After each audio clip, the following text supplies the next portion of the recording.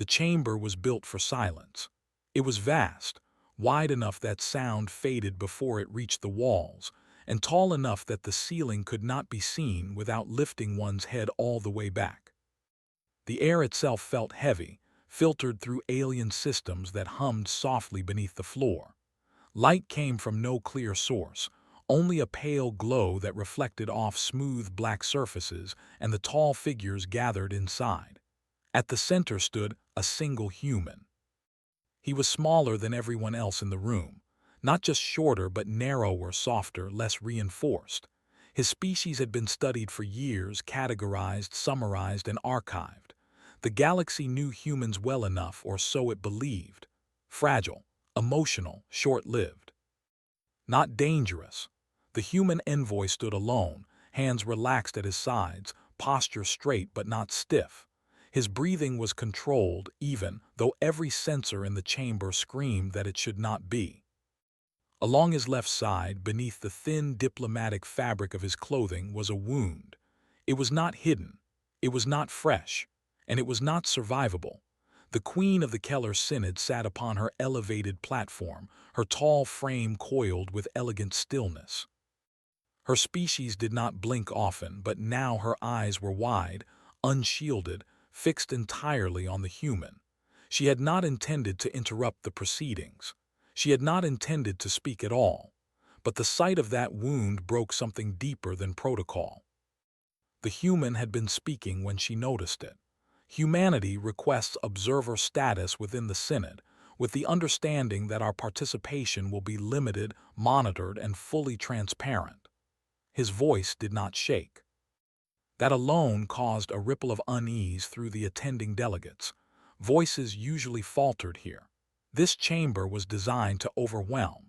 Most species struggled to speak under the weight of the Queen's presence and the layered authority of the Synod.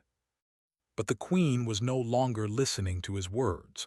Her attention was on the slight discoloration along his side, where fabric pulled unevenly as he shifted his weight. Her internal systems adjusted, focusing, analyzing. Biological data streamed into her awareness. Pain signals extreme, blood loss ongoing, stress markers elevated but controlled, neural coherence stable, impossible. Her voice cut through the chamber, low and sharp. Stop! The sound carried effortlessly, reaching every corner. The human paused mid-sentence. He did not flinch, did not look startled. He inclined his head slightly, the way he had been trained to acknowledge authority without submission. "Yes, Your Radiance." The Queen rose. Gasps, soft, clicking, whispering sounds moved through the gathered species. The Queen did not rise during negotiations. Ever. Decisions were made from the throne. Movement was for war, ceremony, or execution. This was none of those. She descended slowly, her long limbs moving with controlled grace. Each step brought her closer to the human, her gaze never leaving him. The medics stationed along the chamber walls stiffened, their attention snapping to her sudden interest. "You," she said, stopping only a short distance away, "are injured." "Yes," the human replied simply. That answer caused more disturbance than denial would have. The Queen tilted her head slightly. "Explain." The human considered for a moment. "There was an equipment failure during transit.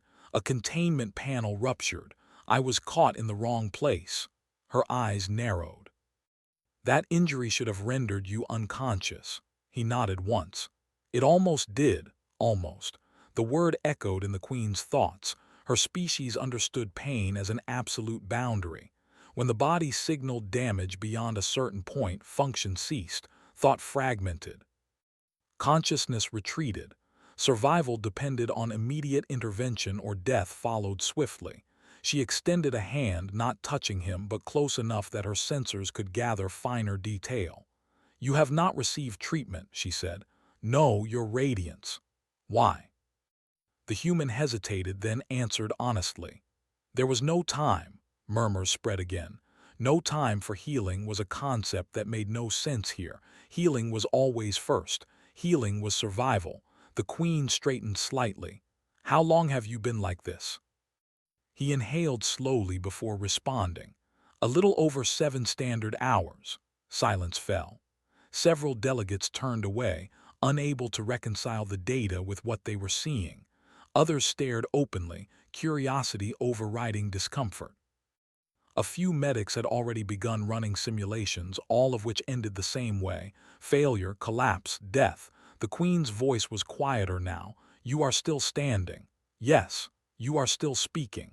Yes. You are still thinking clearly. The human met her gaze. Yes, your radiance. She stepped back as though distance might make the situation more understandable. Her mind raced through centuries of biological law, evolutionary patterns, medical certainty. Nothing fit. Are you aware of your pain? She asked. The human exhaled through his nose, a small, almost amused sound. Very much so.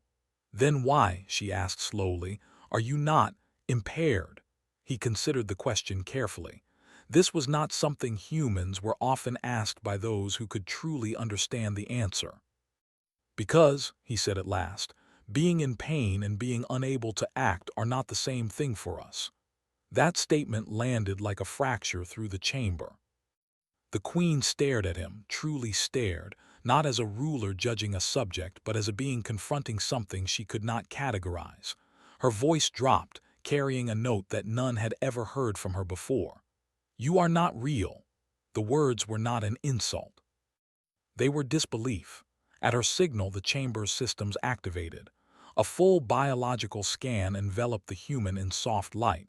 He did not resist. He did not move. He simply stood, steady, breathing slow and measured. The data flooded in. And with it, understanding began to crumble. Human neural pathways showed layered processing, pain signals rooted alongside decision-making rather than replacing it. Emotional regulation systems that adapted under stress instead of shutting down. Cognitive focus strengthened, not weakened by adversity. This was not an accident. This was adaptation. The Queen felt something shift deep within her perception of the galaxy. The human lowered his gaze slightly, respectful but firm. Your radiance, he said quietly, with permission I would like to continue. She looked at him for a long moment. Then slowly she nodded. Continue, the Queen said, and the human did, even as the wound burned, even as the chamber watched. Even as the galaxy began to realize it had misunderstood humanity entirely. The human continued speaking, and the chamber listened in a way it never had before. Not because of authority, not because of fear, because understanding was forming, slow and uncomfortable. His words were simple, carefully chosen. He spoke of trade routes, of shared research, of observation rights and mutual safety agreements. He did not raise his voice. He did not dramatize his situation. Yet every being in the chamber could see what he was doing. He was enduring. The Queen remained standing. She had forgotten to return to her throne. Her attention was no longer divided between politics and presence. It was fixed on the human's steady posture, on the way his fingers occasionally tightened and relaxed at his side, on the slight pause in his breathing that came and went like distant waves. Pain, she realized, was not controlling him. He was controlling it. The scan results continued to update in her awareness. Her mind traced the data again and again, looking for error. There was none. Human biology was not efficient. It was resilient. Redundant systems layered over imperfect ones. Chemical responses that should have caused shock were being moderated by learned control. Neural feedback loops showed signs of conditioning rather than instinct. This was not natural in the way other species understood nature. This was learned. The Queen lifted one long finger and the chamber systems dimmed slightly. The scan ended. The human looked up at her, waiting. How, she asked, did your species survive long enough to leave its homeworld? The question was not dismissive. It was sincere. The human considered. We did not have a gentle world, he said. We adapted slowly, we failed often, we learned what we could carry. Carry, the Queen repeated. Yes, he said, pain, loss, uncertainty, fear. The word fear rippled through the chamber. To many species present, fear was a shutdown trigger. It paralyzed. It ended thought. The human's expression softened slightly. "Fear doesn't stop us," he said. "It tells us something matters." The queen felt something unfamiliar press against her certainty. Her people had built an empire on eliminating limits, on removing pain wherever possible, on perfecting systems so that suffering was rare. Humans had done the opposite. They had accepted suffering as a constant and built themselves around it. "You are damaged," the queen said, gesturing toward his side. "Yes, you are exhausted. Yes, you are afraid." He paused, then nodded. "Yes, and yet you stand before me." "Yes." A long silence followed. The queen turned slightly, addressing the gathered delegates for the first time since rising. "You classified humans as fragile," she said. "You were incorrect." No one objected. "Fragility," she continued, "is the inability to function when stressed. Humans function." She looked back at the envoy.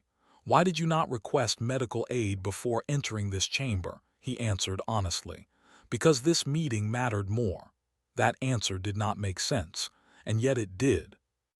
The queen understood then why humans kept appearing at the edges of impossible situations across the galaxy. Why they volunteered for exploration missions with high failure rates. Why they sent diplomats where others sent warnings or weapons. They did not assume survival was guaranteed, they assumed it was earned. "You place purpose above comfort," the queen said. "Yes," the human replied.